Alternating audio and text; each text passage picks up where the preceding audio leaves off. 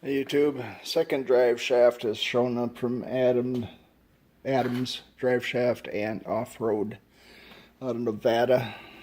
And I'm not sure which is worse, these staples, which do hold the box together, or tape. I probably would think tape would be worse, but there is no tape on this box, so just have to fight these, 8 staples out of there. Let me see, 1, 2, 3, 4, 5, 6, 7, 8. And then you can get your goods. Well, tool of choice, I guess, is a screwdriver. I had pliers out here. I got the first one out, but that did not work too well, so. Yep, recycle the staples because you probably have enough after a few years to build a Jeep Compass, maybe. Well, if you remember the last unboxing I did, this is actually somewhat of a true unboxing. So anyway, looks like the CV bolts are still in the thing. I wonder if I got the t-shirt. That'll be interesting. So anyway, this one here's got a 2-inch shaft. This is the front one. Hopefully it's the right length. It sure looks like it because they have a little bit more stuffing in the box here. And like last time, just that in the box. I guess I did not get my t-shirt. So, well, thanks Adams for giving me a discount. I appreciate that. I can forego the t-shirt if you give me a discount. So, there you go. I'd rather have money off rather than have a t-shirt. But someday maybe I'll get a t-shirt from you.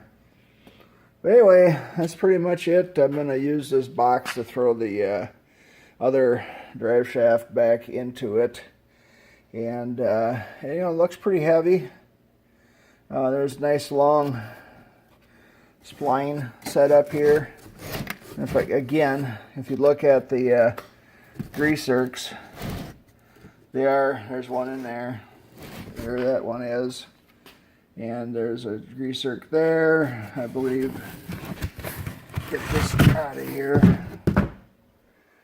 There's a grease zerk there. If I tip this down, there should be a grease zerk there. You can see it a lot better. And then there should be a grease zerk there. So, yep, I got the ones with the grease zerks in. I was actually being cheap and got the ones with the grease zerks. They say the ones with the non-grease zerks are a lot stronger U-joints. So, well, let's see what happens. I don't think I'm going to be beating on it that much. But one of the things I had problems with last time was, excuse me, my caps were a little hydro-locked. And I had to kind of compress them to get them to go into my yoke. So before I get down on the floor and can't get it in there, I'm gonna find myself a clamps or something and get that compressed.